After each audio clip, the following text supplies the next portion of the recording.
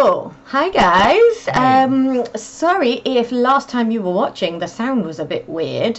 I'm not sure if that was on our end or on the actual recording, but when we listened to it back, I had some very sort of crackly speakers, which didn't sound great. So hopefully that's just our crappy speakers on this end rather than it's recording it badly. But if there are any problems with audio or visual, do let us know in the comments. So yes, hi guys. Today is episode 129 of our lockdown vlog, but it is Sunday the 2nd of August. We are into August now. And yet, still not back in work. Nor are you. So there we go. So that's what's going on with us. How are you guys doing? Well, there's a few things to go into today, sort of with our own little lives. Firstly, again, I feel like I'm saying always apologies for being lackluster, but I'm just not feeling very well. I'm not feeling top notch today. I don't think it comes over. I don't think that people can notice that. I think I just put it. Well, I just turn it on for the cameras, but all day I've been sort of like, don't feel very good. But Ellie, if you don't know Ellie, or even if you do know Ellie, you won't necessarily know this about her, which is that she apologises to me all the time for being lacklustre or whatever, and I'm like, what do you think? What do you like when you're not lacklustre? What do you think I want from you? we mostly just sat and watched The Office for I don't need to be luster for that, do I? Yeah, I don't need to be jigging about. It's fine. I just sort of feel like it's sort of a bit like I'm a bit like and a bit boring and maybe a bit grumpy because I'm not feeling very well.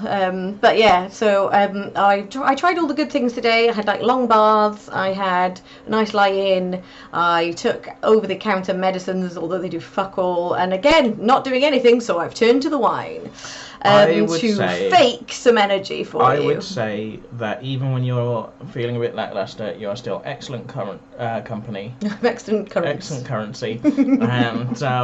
And people, you'd love it. You know, you'd love hanging out with Ellie. She's great. Highly recommend her. Would recommend. Oh, thank you very much, Lovey. That's very kind of you. But yeah, well, I tell you what. Oh, you okay? Yeah, fine. Yeah, I tell you what did not help though, because I was feeling like. I feel it also whenever you say to anyone that you're not feeling very well. I don't have a fever. I haven't got a cough. There's none of that going on. Just feel a bit sort of bleh, a little bit nauseous, maybe just tummy not quite right. Just bleh, feel a bit rubbish. But I was sat on my sofa. So like you've been here with me all day. And then you popped over to my parents' house to pick up the dog to bring her back, sort of around about 8ish this evening. And I sat there, and I'd come back down, and I'd been in the bath for about 2.5 hours. I came down, sort of like, I don't know if it's my stomach and I'm feeling nauseous, or if there is a smell. I feel like I can smell something in here. And it's sort of like, I'd get a waft, and then it would go away. And I was like, well, there's no food out, and I can't see anything that might be smelly. And so I opened the back door, and I was like, no, it's not coming from right here. It must be. And then I was like, no, there definitely is a smell in here. And with our little killers around the house, you've got to investigate. I've been sort of smelling something in the air, but I've been sort of putting it down to cat food. Yeah, well, that's the thing. It's like it is hot weather, and so it doesn't take long for cat food to. Well, we try not to leave cat food out at all. You just put a little bit of wet down and make them eat it. Sometimes you put it out, and they've seemed keen to eat, and then they just wander off because they're little dickheads. Cats are dickheads. But anyway, so I was on the sofa and I was sort of looking around, and I was like, I don't know if I'm just going mental, but I'm gonna move the sofa. Guys. I was right. There was a smell. Oh God, and I can't even describe to you what I saw, because the only thing I can tell you was it definitely at some point was an entire bird, but there was no actual body of said bird left. They were just piles of feathers and sinew that sort of stuck them together, but it was in a massive pile behind the, like literally all of the like little sort of alley behind the sofa where the cats can fit behind and sort of sneak out. That was all feathers, but there was no corpse, but there were enough bits of corpse that's what I could smell. Do you think they've been sort of going back to it intermittently, or do you think they just abandoned it there and forgotten about it? I don't know, but it was fucking grim. See, what troubles me about this story is that you sort of say, well, you know, I went out. And is there only one thing that troubles you about this story? The thing that troubles me about this story is that I went out to collect the dog, and then you went, oh, what's that smell? I need to deal with that. Which suggests to me that until I went out, you were just assuming it was me. And then I left, and you went, no, the smell's still here. There must be something odd. I thought it was just him stinking the place out. No, for anyone who doesn't know Chris, and even for those who do, you always smell very nice. I'm always quite impressed. I think you make more efforts with your personal hygiene than I do, to be honest. I mean, that is that's not to say I don't wash, but I tend to just sort of wash soap and water malarkey, but you sort of make an effort to sort of deodorant and a bit of aftershave after a shower and things. I do any of that. I don't really wear perfume. I don't really put any of that shit on. Well, I'm glad you think so, because I feel like I have done... I haven't been showering quite as much as I normally would do pre-lockdown. Yeah, well I think that's fair, because part of it though is you sort of get up and shower as a part of a way to get up and awake to go to work, I find. Baths are sort of a thing I do that's actually a pleasurable experience and also helps with my fibro. Showers are a means to an end. Certainly, they're my hair needs a wash, so I'll have a shower and wash my hair, but generally speaking, if I'm not going anywhere and it's I'm not getting all hot and sweaty, I can go a few days between a shower. It's fine. I mean, certainly, a shower does wake you up in the morning, whereas at the minute I don't have to be anywhere, so I'll just sort of sit on the sofa and deal with the sort of fogginess of not really being awake for a couple of hours. Nothing needs to be done to kickstart the process. No, if I had more work on. Yeah. But yeah, sorry, just to sort of conclude that tale. So I then, this wasn't a thing I could, pick up in a paper towel. This was just a pile. This involved sweeping. So I pulled the whole sofa out. I was so grateful there were no maggots under there. There were no maggots, thank God, because there should have been, really, because I think possibly there had been, and they've matured because it was very dead. Oh, maybe we'll have fewer flies now. We had a fair amount of flies. Yeah, we had. Well, so I went and I got the real scumbags. Oh God, it was the place has been clean. But I guess it was just behind furniture and but I don't think there were. There were no signs that there had been maggots. It was mostly. It was barely any. It was flesh. mostly feathers at this point. So I swept it all up. It took 2 trips to the bin. That's how many feathers there were. I only saw you on the second trip. That was a pretty full dustpan though, wasn't it? So I was coming to the front door, and Chris was opening the front door to come back in with Lucy, and bless him, for a second he was like, oh, she's coming to greet me at the door, and then he opens into my face going, Grim, excuse me, this is Grim. Because when it's sort of a tangible corpse of something, I get genuinely quite upset. I'm really sad. I have a tendency to say sorry to the poor little critter, and then I sort of feel like I kind of want to I don't really like putting them in the bin because that feels somehow disrespectful. Because our cats look like the cutest, sweetest little bundles of fluff ever, and yet they will kill and kill again. And we had to rescue a frog as well today, didn't we? Yeah. Well, so just to finish what I was saying there, though, is literally just so there was just, but when it's just a pile of stuff, I was like, well, that's a bin. But what? I don't really know what to do with the dead things. What's worse is when they're nearly dead. But yes, today we did have a victory though. And I was lying on the sofa, as I say, feeling quite rough. But don't I have a good ear for when cats are up to mischief? Yeah. Because I had been very lacklustre, and I shot out of that sofa into the garden like that. I don't know what was going on. Because I have an ear for the squeals of a frog under attack.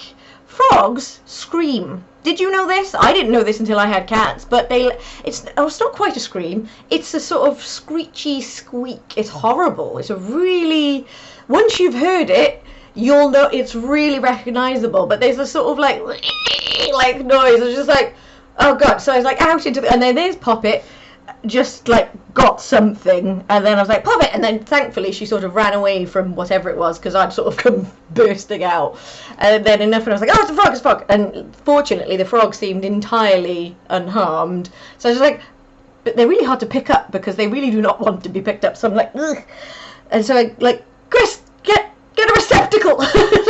And I managed to like pick up this frog, and my plan was to just sort of go and find like some like cold wet bushes to like let it under in the garden. Really but all of the cats were on the prowl, all of them. Cats in the front garden, cats in the back. Literally, if I let this go anywhere, it's just going to get attacked by another cat. So thankfully, so we do have like a little. It's actually from when I used to have pet rats.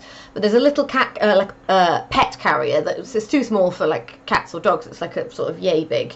It's perfect for rats, as it happens. But it's good for sort of hamsters, rats, things like that. A number of times, I would love there to be a cat around, and they've all just buggered off somewhere. Yeah. And yet, when we were trying to rescue that frog, there's just cats everywhere. And then also, when I was trying to put away, we had a Sainsbury's delivery today, like they come in and deliver. You know what that is? A Sainsbury's delivery. Yeah, I don't know if it's like when Sainsbury's delivers some food. Yeah, everyone knows what that is. It's fine. But we have one of them, and I was trying to put stuff away and move shopping to different bits of the house, and there were just cats and dogs under my feet constantly. Like, and when you actually want one to be around, they've all buggered off somewhere. But so yeah, we've mentioned a few times our neighbour Harriet, but I had a feeling, cause Harriet she's very good with animals in general because she's got all of them. Mammals, reptiles, amphibians, the lot. She knows their stuff. I just thought, well, because she's over the road and I've already got it, so I'd put it in the rack to carry it. And what I'd just done just for now was like put a bit of like paper towel that was wet in the bottom of it, so that it wouldn't it would be nice and cool and moist.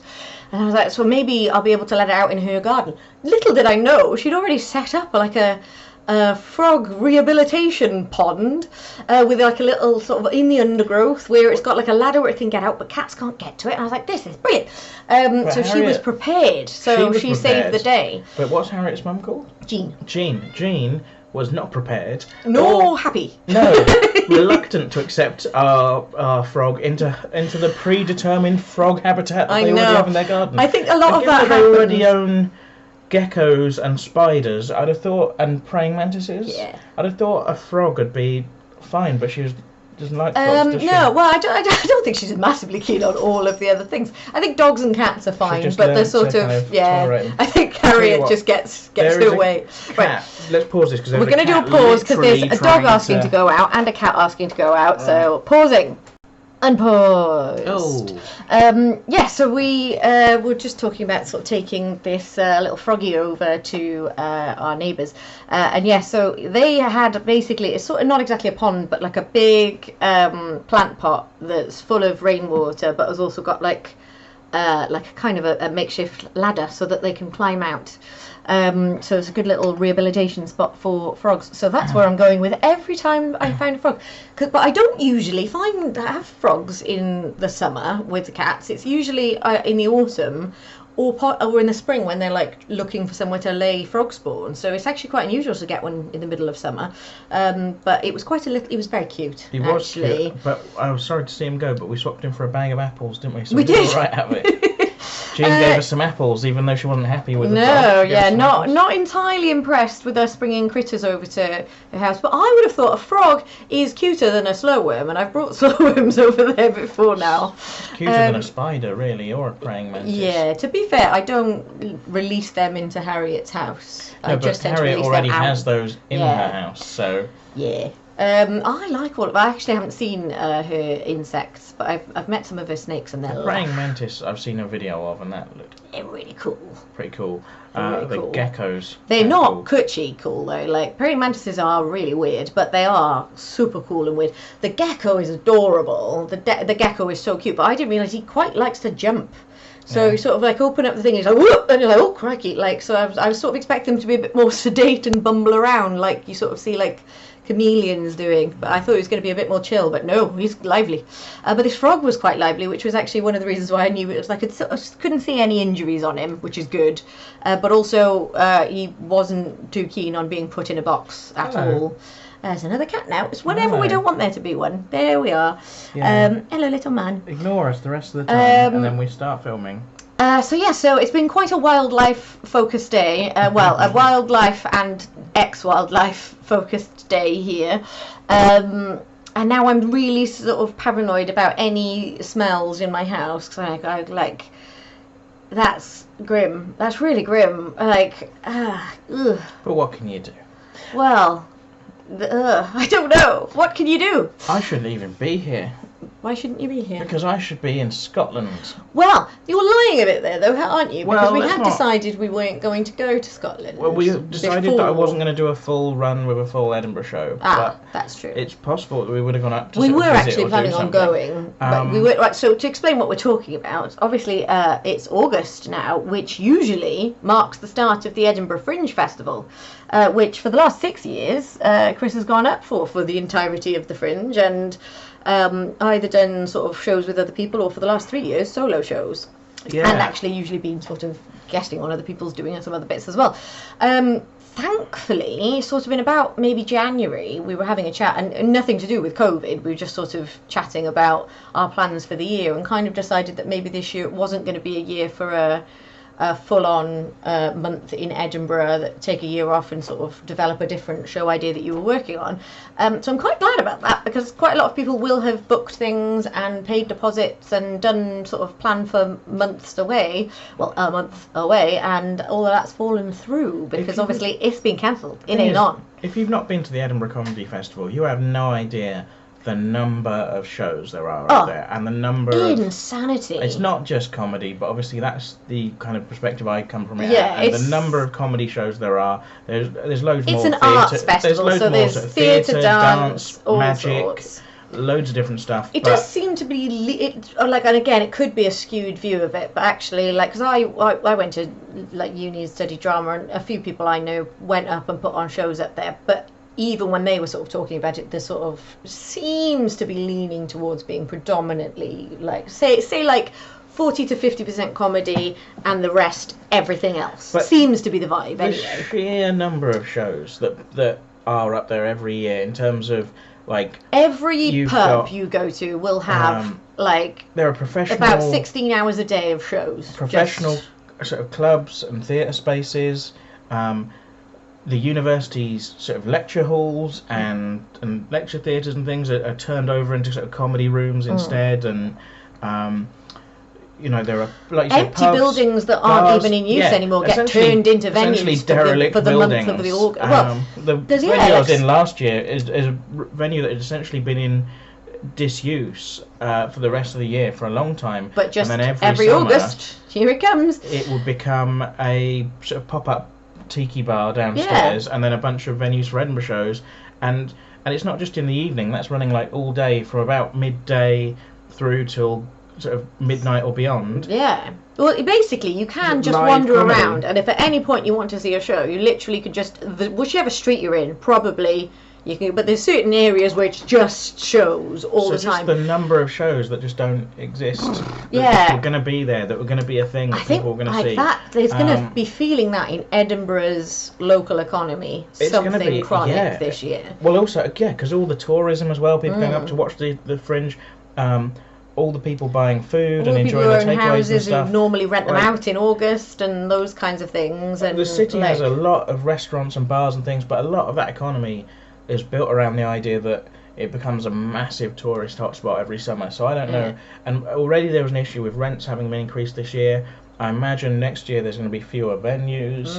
A lot of places that were venues are just not going to be able to sustain themselves through the pandemic and through losing in Edinburgh, like a kind of double whammy. Like for a lot of places around the country, places are struggling to sustain themselves just with the pandemic. But a lot of places aren't that reliant on like a big August I just sort of every thinking year. about anywhere in the UK that's sort of heavily reliant on tourism will have a sort of general economy anyway. It won't be so reliant on 3 weeks of the year happening. It'll be sort of, well, people might go there for like mini breaks in May, and they might go in August, and they might go in sort of winter. Like it's sort of like your Bournemouth beaches are gonna, they'll have taken a knocking. Everything's taken a knocking this year. But I think like the whole thing just not being on will have really, it'll really change what I think the festival will continue. I don't think this will be the end of the festival. It's gonna continue, but it's gonna be maybe a different beast. Yeah, because normally Either so that, many people or it flock will to the city. expand and it will go out further into the sticks of Edinburgh and be a larger but more sparse thing. Maybe, I don't know. Maybe Well, that would be. I mean, tricky for performers though, because it's hard enough as it is to lure people to your show, but if you're then in the sticks, and I mean, it's such a weird beast, the Edinburgh Festival. It's hard to kind of I'd never been until last year, and I love it. I loved it. I did, and I didn't know if I would, because actually certain things about it sort of send alarm bells to my sort of slightly socially anxious brain. Crowds. I don't like, and also sort of having to find my way around and things be very time sensitive. They were all triggery things for myself. And Edinburgh is it's like a rabbit warren. Like, finding your way around Edinburgh on foot is mental, because maps don't work, because everything's on different levels, and there'll be streets that are actually bridges running over other streets, so you'll think you're in the right area but you're not on the right level. It's very weird. Like, I loved it. I thought it was absolutely stunning city, really beautiful, really quirky, and I fell in love with the Fringe. But I didn't think, and also there being loads of people everywhere flyering, like I'm very bad at just being like, no thank you, like I want to stop and talk to everybody, and I'm not going to see your show, I don't want to waste your time, but no. But yeah, I loved it. It was mental. There's a social aspect of it as well, of just going, there are comedians that I know but I only really see once a year in Edinburgh, people like David Sonos and Jake Baker and so many others, and even people that used to live in South Wales but now live in London, like Luke Smith or Jordan Brooks, who you see then just sort of annually, and like the certain bars that it doesn't occur to you that they're not going to be there. Like, I can't, like you say, I hadn't planned on doing a full run this year, but we would have gone up at least done a week and caught everybody else's show. And couldn't pop up and go to Brooks Bar and Pleasance Dome and just see what some of the stuff that's on is just. Yeah, I've got very fond memories of the Fringe, because it was like, we'd obviously been seeing each other for a fair few months when I went, but it was the first time we'd ever been away anywhere together. Obviously, like, Chris went up for the whole month and I went up for like a week in the roughly in the middle of August. But sort of being this like other place where it's crazy and there's so much going on, and to sort of see that in like a new and like lovely flourishing relationship, I've got very fond recollections of the Fringe. Well, it was very nice, because I was doing a free Fringe show and Ellie helped me flyer that, and so with a free Fringe show people pay what they want at the end. You do like a bucket collection, it's not ticketed in advance. There is a fly in my wine, if you're wondering what I'm staring at. Okay. Sorry. But so what would happen is I'd do the collection at the end, and generally thanks to Ellie's brilliant flyering, I had enough people in to make enough money that we could kind of afford to go out for dinner afterwards, wasn't it? Yeah, usually your bucket paid for dinner, usually. Yeah. Sometimes much more than dinner. Sometimes just about dinner. Depends on how the show, like how well attended it. I have to say I did not enjoy flyering, but I was very glad to see the sort of results of flyering. Because when you sort of go in there, because you had quite a big room, it was 60 capacity, and like I think like I'd never flyed before, and I think it's easier to fly. Well, personally, I think it's easier to fly for something else, because you're not sort of self-promoting. You're not going, hey, come see me, I'm great. I could sort of be like, hey, you gotta come see this show, it's awesome. Like, and I'm not in it, I'm not being paid to say this. You gotta go see this show. And when I go there, and then there's like a pretty full room. Oh god, that room was hot. I should say, like, if you've been to like a weekend comedy club, and the capacity there, like the Glee Club or something, the capacity is like 400 people. Like 60 capacity might not sound like a big room, but that's big for a bear Fringe. in mind that if you're doing that every day and you're competing with like hundreds of other shows every day, to kind of try and get even and it was half like a 4 p.m. slot as well, because I think like that's sort of mid-afternoon and people might have done lunch and be planning on seeing stuff later. Tricky slot, but yeah, it was. I think I was good at flyering. I did not enjoy flyering. I agree, you were good at flyering, but I think I was good at it. And I actually I'd been just flying on my own prior to you coming to stay, and then once you had to go home again, I hired flyers because I recognised the value of a flyer, but you were much better than anyone I subsequently hired. Even though some of them would, that's what they. Well, maybe next year people can pay me, and that will pay some of my rent for like wherever we're staying. Yeah, hopefully. I mean, I don't know. I haven't written a show. There's I gigged with a guy called Scott Bennett earlier this year, and he is like intimidatingly sort of prolific and funny and good, and and he had written most of his show for this year. This was in like February. Right. So, and obviously he hasn't ended up doing it. But there's, you know, the comedian James Acaster. Yes. Has written a book called Perfect Sound. I think called Perfect Sound Whatever. And he talks about how 2016 was the best year for music. Right. And all the albums that he's bought and that he loves from 2016, and he's written a whole book about this, and he's got a podcast now about it as well, about the music of 2016. And it's become, I guess, a kind of an obsession for him. But there's a theory that he expounds upon in his book. There's a guy called Kendrick Lamar, Right. who released an album in 2015. I haven't heard it. I believe it's called Equanimity and the Butterfly. Catchy. But I am willing to stand corrected on that. I do not know. I think that is what it's called. And the idea being that album came out and it was so good that other people literally delayed their albums because they were like, well, we're not going to win awards, or we're not going to end up at top end of year lists, or, you know, get enough sales or attention, because everything's going to be, you know, this is the big hit album of the year, is the one. and we're, you know, and I don't know how much truth there is that, but that's a theory or a rumor anyway. And the idea then being, you know, James. And there's me not even knowing who Kendrick Lamar is. But James Acaster kind of theorizes then that then a lot of albums came out in 2016 with really detailed productions and sort of really made polished everybody songs, kind of up their game a bit. partly upping their game, and partly just they'd had a lot of extra time to then work on their material because they'd not. And it makes me think, like, I mean, I don't know what the situation is going to be. The danger is that comedy becomes a kind of closed shop for sort of rich people who haven't been hit so hard by, you know, the economic crisis of the pandemic and everything. Because there's a lot of comedians who've just lost their whole incomes, you know. And even if there's fewer venues, then there'll be fewer options for the free fringe. Yes. And then the ones that are existing the people who can't venues can charge more because it's fewer. So that's one thing. But the flip side of that positive is maybe people who'd basically had shows written for this year have got a whole other year to kind of preview and polish and tweak and hone.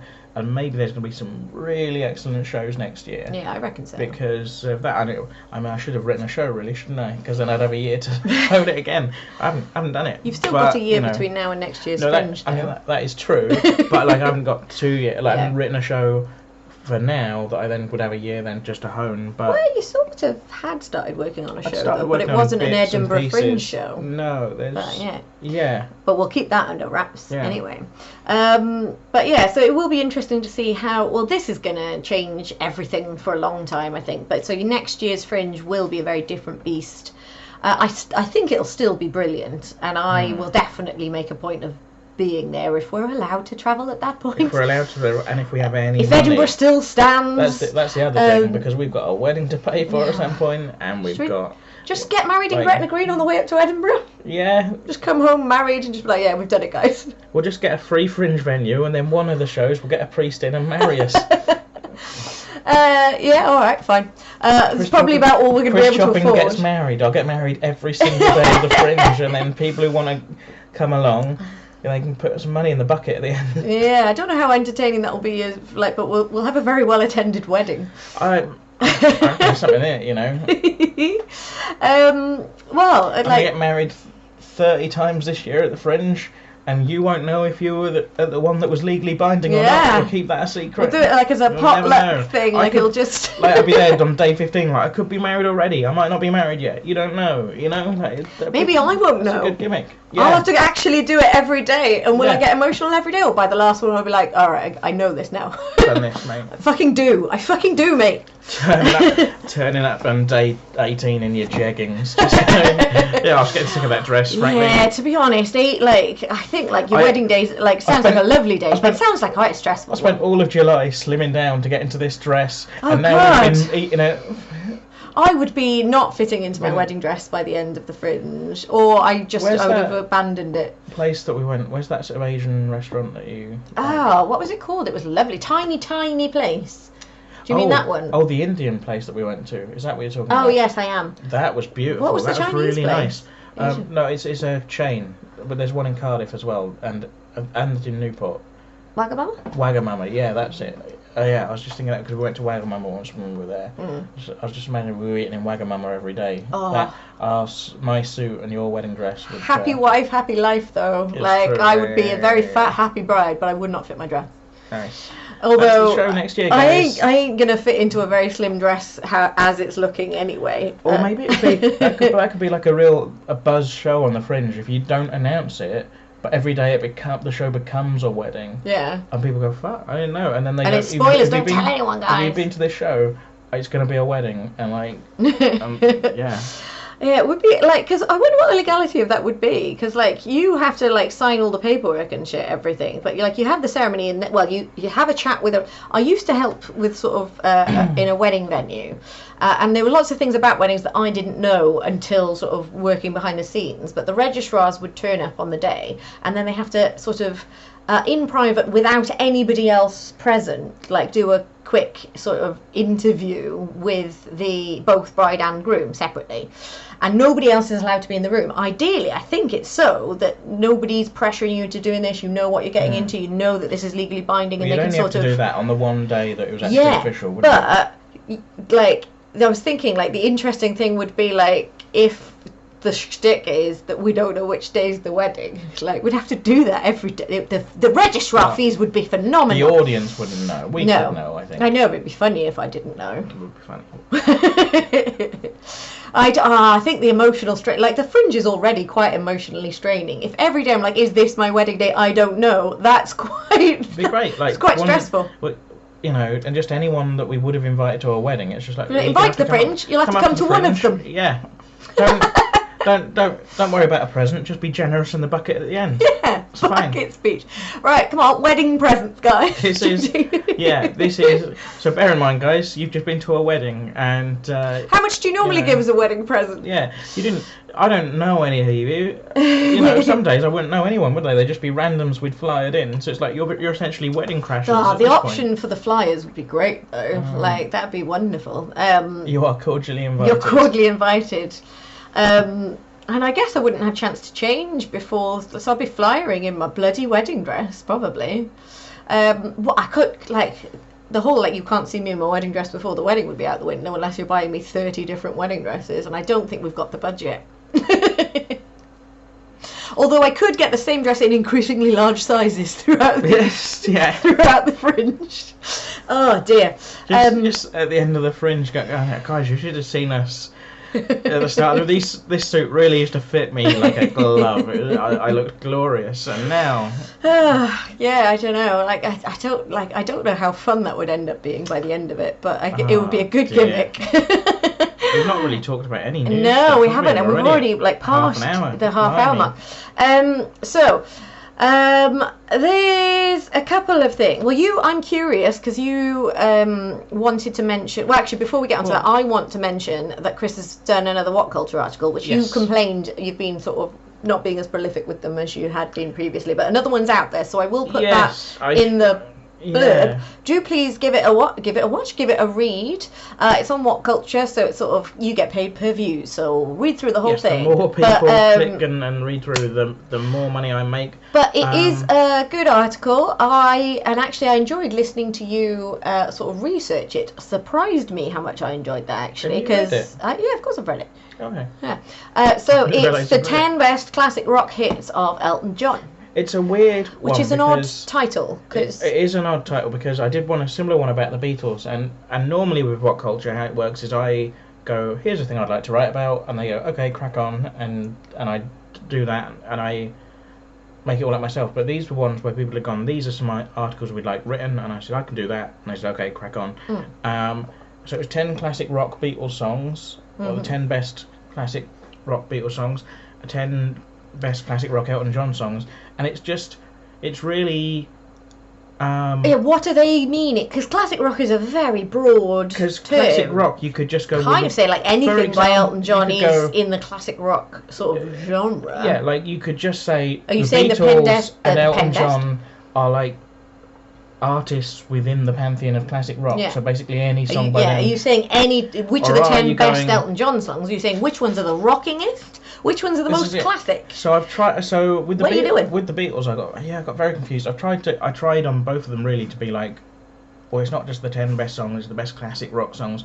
But classic rock again is like, is that radio rock? Is that the heaviest rocking? Is that so? With Elton John, I've tried to go a bit like kind of the rockier, the most kind of heavier, upbeat. Not that he's done anything particularly heavy. Like he's never been a metalhead. But none of the like big sort of ballady sort of and hits. Like more of the sort of up tempo and maybe foot tappers. Yes, piano pounding, guitar driven things like.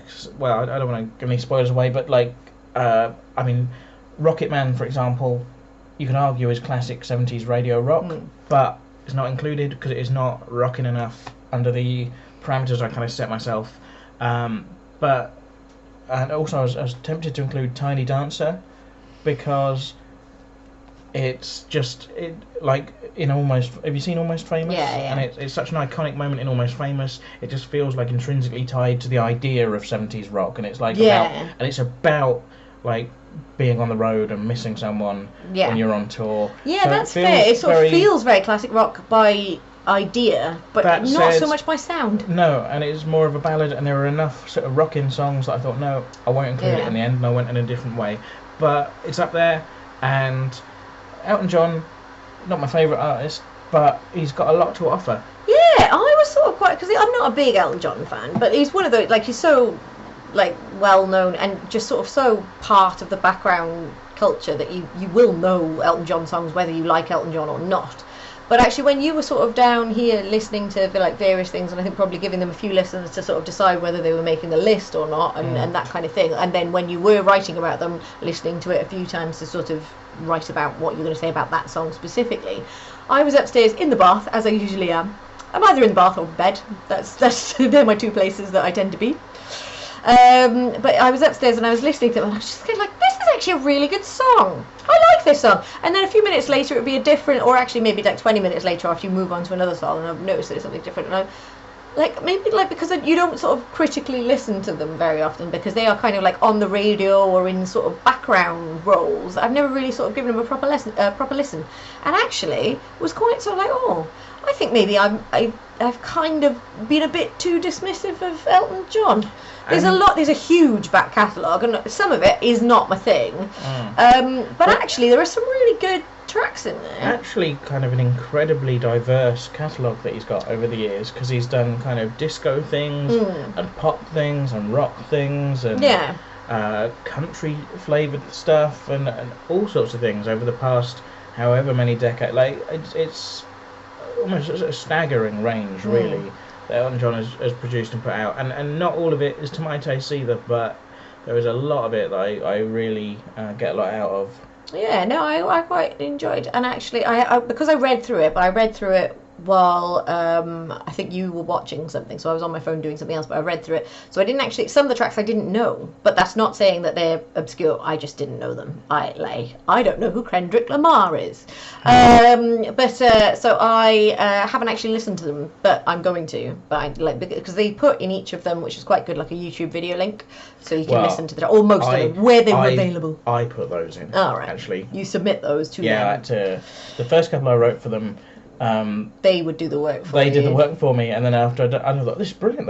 You just write the article and they put the thing, and then after a couple they were a bit like, come on, butt your ideas up. I was like, oh, I didn't realise that was my responsibility. So fair enough. Yeah. So give that a read, guys, and actually please do share that about, because that literally equates to money in our pocket, and you don't have to spend any yourself. So read them, share them. Would be appreciated, because I wrote an article. I've written one article for What Culture that made me over £100 for the one article, and it didn't. Which one was that?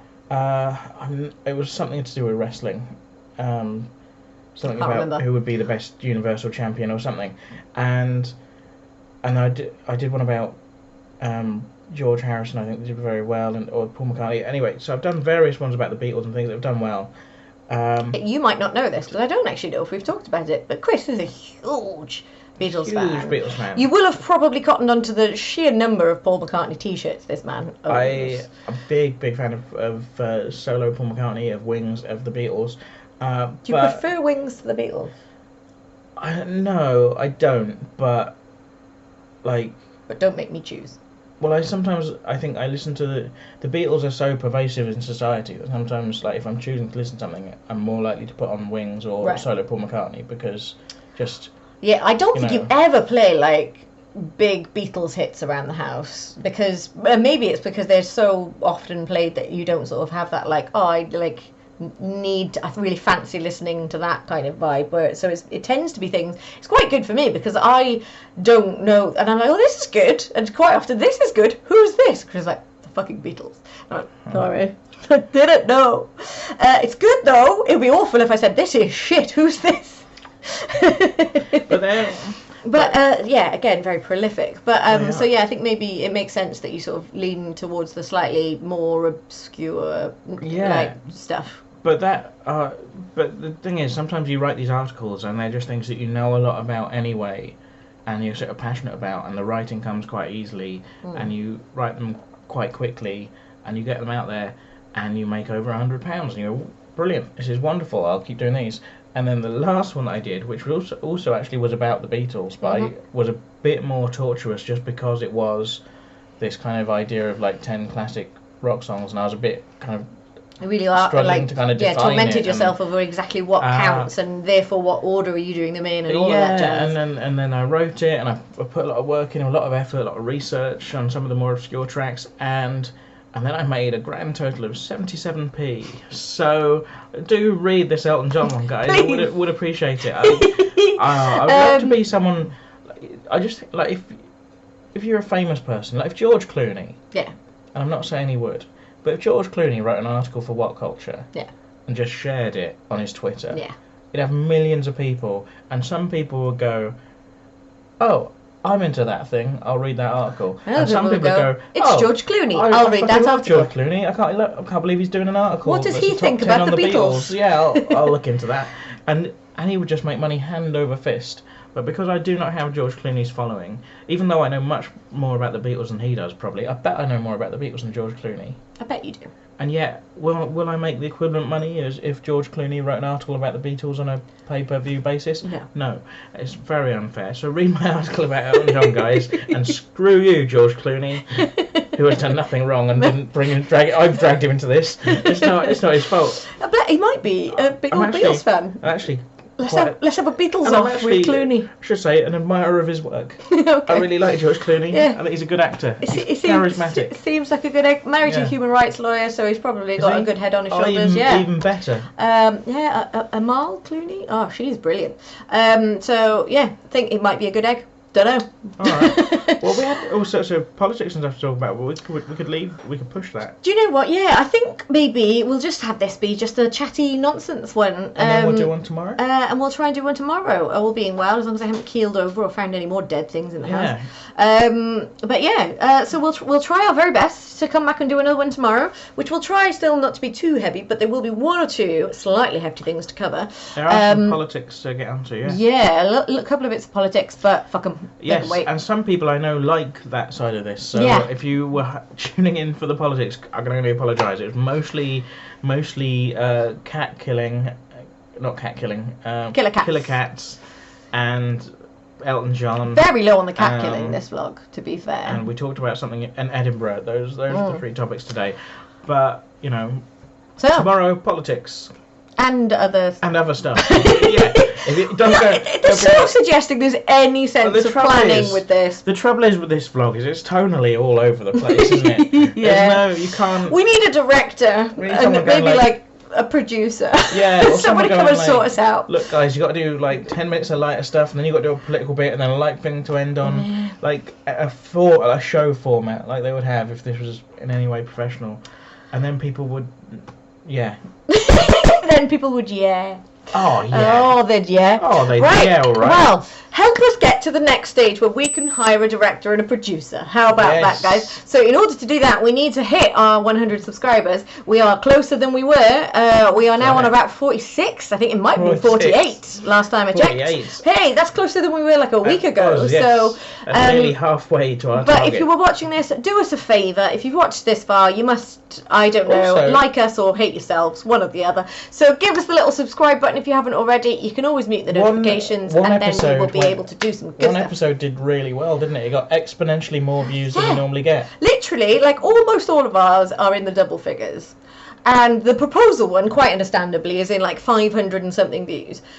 Like well, in our last week of doing them daily, one of them got like 320 views, and it's got the title Big Wet Sneezes, and I don't know why that went so well. I worry that's a sex thing.